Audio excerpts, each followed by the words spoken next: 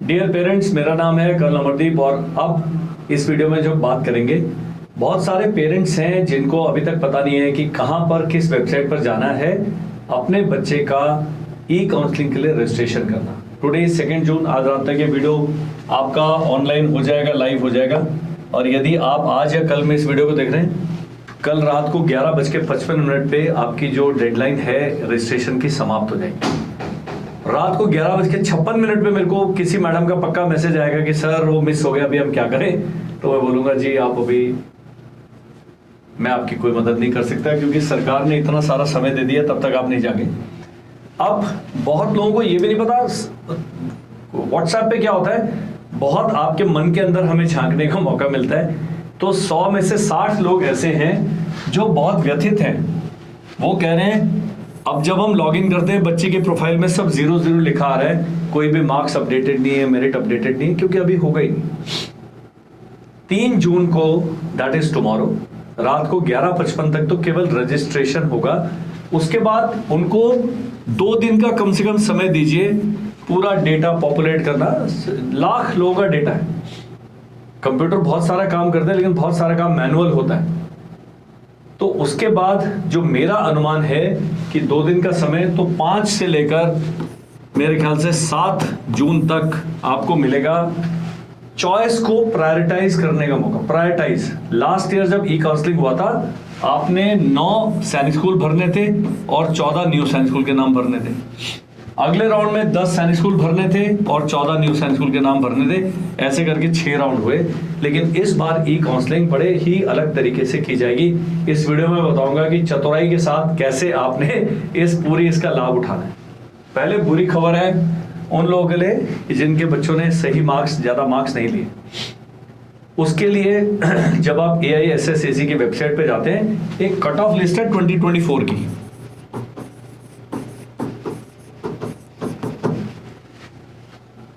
लोग कह रहे हैं 25 की भेजो। मैंने कहा भाई समय में आगे जाना पड़ेगा मुझे, 25 की अगले साल आएगी। 24 की लिस्ट से आपको आइडिया मिल जाएगा। मान लीजिए आज मैं घोड़ाखाल के एग्जांपल देने को, रीवा, आप MP के रहने वाले हैं, सैनिक स्कूल रीवा में आपने जनरल कैंडिडेट के रूप में अप्लाई करना है और वहां का मान लीजिए जनरल बॉयज का 236 कट ऑफ गया है। ये मैंने पिछले वीडियो में बताया। आपके बच्चे के 138 मार्क्स, आप व्हाट्सएप भेज के क्यों मेरा और अपना समय बर्बाद करते हैं। ये कट ऑफ में 230 वाले का भी मैं बोलूंगा चलिए चांस है, 220 वाले को भी फिर मैं सोच लूंगा कि भी चांस है, 138 वाले का लेना देना ही नहीं है। वो इस सभा का सदस्य नहीं है। ये मेरिट लिस्ट है क्लास 6 की, इसको पढ़ें। इसको पढ़ने का तरीका क्या है, इतनी बार मैं बता चुका हूं, फिर बताता हूं। मान लीजिए यहां लिखा हुआ है जेंडर मेल, तो सबसे पहले मेल वालों का मेल चुनना है। OBC है तो OBC वाला चुनना है। स्टेट अपनी चुननी है और अपने बच्चे के मार्क्स देखना है। तो उत्तर प्रदेश का OBC वाला जो लड़का है 290 टॉपर है। अब यदि उत्तर प्रदेश के OBC हैं आप और आपके बच्चे के 274 नंबर हैं और जनरल कैटेगरी में सीटें हैं 13, OBC में, क्लास 6 में, होम स्टेट में, तो आप ये पढ़ते रहे ना लिस्ट। जहां जहां पर ये सारे टिक मिल रहे हैं वो आपके कॉम्पिटिटर है। OBC वाले ने डिफेंस से कॉम्पीट नहीं करना, SC से नहीं करना, ST से नहीं करना। तो आप ये लाइन लगा लें। अगर 13 सीटें हैं, मान लीजिए आपके बच्चे से ऊपर 27 बच्चे हैं, तो थोड़ा बहुत चांस बचता है बच्चे का। कारण यह है कि ये शायद उत्तर प्रदेश का स्कूल ऑप्ट न करे, घोड़ाखाल भाग जाए, नालंदा भाग जाए, कहीं और चल जाए। क्या पता ये RMS में सेलेक्ट हो, एडमिशन लेके बैठ भी गए। क्या पता इन्होंने नवोदय में एडमिशन ले लिया हो। तो ये बहुत सारे परमुटेशन कॉम्बिनेशन है। लेकिन 13 सीट के लिए अगर आपके बच्चे से ऊपर 186 बच्चे हैं, तो डियर सर, मैडम, भाई साहब, बहन जी, कैसे होगा ये? नॉर्मल स्टैटिस्टिक्स आप क्यों नहीं कर पाते? हर व्यक्ति मेरे से ही क्यों जानना चाहते हैं, कहते नहीं आप ही करके बताओ। हम नहीं कर सकते, हमें काबिलियत नहीं 1 लाख नंबर पढ़ने की, फिर सारा दिन यही करता रहूंगा। खुद कर लीजिए आप। सर हम SC हैं, बहुत बढ़िया जी, और हमारे बच्चे के 94 नंबर आए, कोई बात नहीं, इसमें कट ऑफ है ही नहीं। लेकिन SC की जो लड़ाई है वो शेड्यूल कास्ट वाले अपनी कैटेगरी के व्यक्ति से। तो जैसे मैंने OBC का बताया, आपने देखना ये मेल SC हैं, इनके 296 नंबर है, ये तो चल जाएंगे जी जनरल कैटेगरी में, अनरिजर्व वाले में। लेकिन आपके बच्चे के जो 94 नंबर है, आपने देखना है 200 से 200 तक नंबर वाले कितने एससी? आपकी सीटें हैं 5 मान लीजिए किसी रीवा में, होम स्टेट में। अगर 7-8 बच्चे आपसे ऊपर हैं तो फिर भी चांस लग सकता है। लेकिन अगर 327 बच्चे आपसे ऊपर हैं तो 94 नंबर वाले का 5 सीटों के लिए कहां नंबर लगेगा, यह आपने अपने से स्वयं प्रश्न करना है।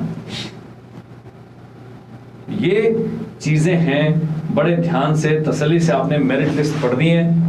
पिछले साल का कट ऑफ लिस्ट देखना है। ये दोनों के दोनों मेरिट लिस्ट मिलेगी आपको एनटीए की वेबसाइट पे और कट ऑफ लिस्ट मिलेगी AISSAC की वेबसाइट।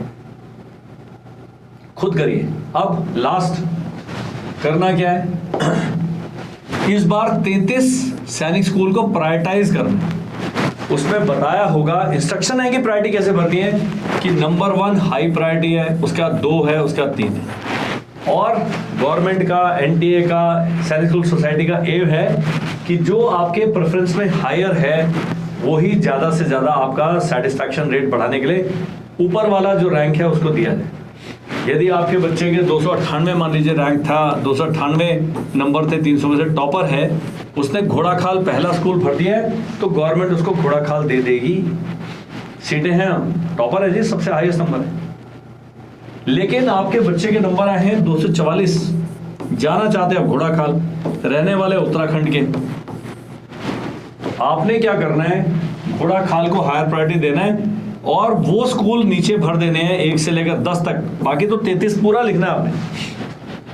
लेकिन कम से कम वो जिन स्कूलों में घोड़ाखाल में नहीं, आप बोलो कुंजपुरा चल जाए, कपूरथला चला जाए, अपना इधर चल जाए, सतारा चला जाए, या फिर चित्तौड़गढ़ चल जाए, तो उन स्कूलों को ऐसे घोड़ाखाल ऑर्डर ऑफ सीनियरिटी वैसे देना, ऊपर से लेकर नीचे।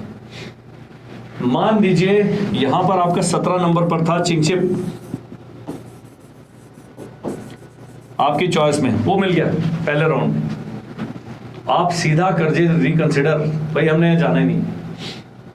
तो चिंगचिप के अलावा बाकी आप अभी एक बार ये बना दिया, फिर आप उसको चेंज नहीं कर सकते। न्यू सैनिक स्कूल का भी वही है, सैनिक स्कूल का भी। अगली बार चिंगचिप को छोड़ के मान लीजिए सेकंड राउंड में आपको ये मिल गया, यहां पर यहां रीवा लिखा था। अब आपने रीवा के बारे में पढ़ा, भाई आर्मी चीफ रीवा के हैं तो रीवा का बड़ा रेपुटेशन, ठीक है आपके हिसाब से। अब आप छोड़ना भी नहीं चाहते, आपको लगता है कि अगले राउंड तक शायद हमारे बच्चे का कहीं भी सीटें, हर राउंड में सीटें भर रही है ना, तो आपने क्या करना है, होल्ड एंड कंटिन्यू। जाना तो चाहते हैं हम घोड़ाखाल, लेकिन मिल गया अपने को रीवा, आपने कहा चलो यार वो नहीं तो ये सीट। होल्ड एंड कंटिन्यू में अभी 3 राउंड बचे,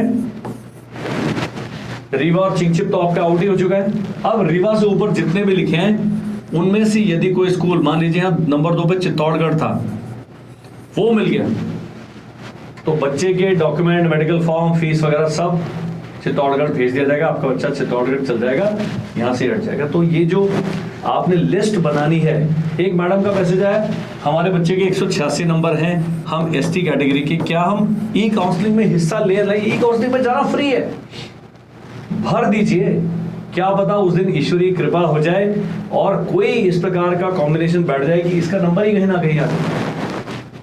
तो आप ई काउंसलिंग में हिस्सा तमाम लीजिए, लेकिन बहुत ज्यादा उम्मीदें मत लगा के रखिए। यदि आपके बच्चे के 250 से कम नंबर हैं, जनरल कैटेगरी वाले, SC ST की हम बात नहीं करें, उनका अलग अलग वो चलता रहता है, लेकिन ये लिस्ट है, ये आपको बताती है हमारे कितने चांसेस हैं। मैं नहीं बोल रहा कि 5 वैकेंसी है तो आपका बच्चा पहले 5 का ही होगा, मैंने कारण बता दिए।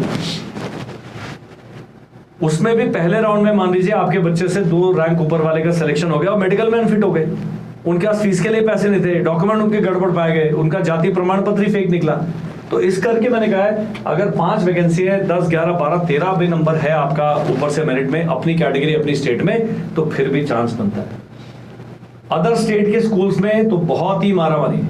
मान लीजिए आपके 214 नंबर हैं और अदर स्टेट का 221 कट ऑफ गया है, इस बार ऐसा हो सकता है कि आपकी स्टेट में से एक भी बंदा न जाए, क्योंकि अदर स्टेट की आपकी कैटेगरी की वैकेंसी 13 है, उसमें से किसी स्टेट को 25% सीटें मिल सकती हैं, तो पूरी की पूरी स्टेट वॉश आउट भी हो सकते हैं कि किसी को भी नहीं मिले।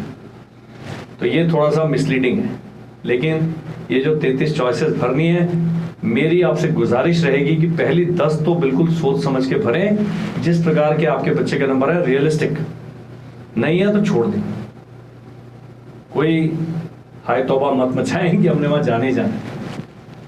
इतना ही था जी इस वीडियो में। अभी फिर आपके सवाल होंगे कब खुलेगा क्या, मैंने बता दिया है कि 3 जून से पहले तो खुल ही नहीं सकता, 4-5 का फिर उनको बफर दे दें तो उसका भी नोटिफिकेशन आ जाएगा काउंसलिंग शेड्यूल में। मान लीजिए 3 को 11:55 पे ये होता है काउंसलिंग विंडो क्लोज ये रजिस्ट्रेशन का, और 11:56 पे वो खोल देते हैं तो मैं बता दूंगा कि भाई आ गया टाइम।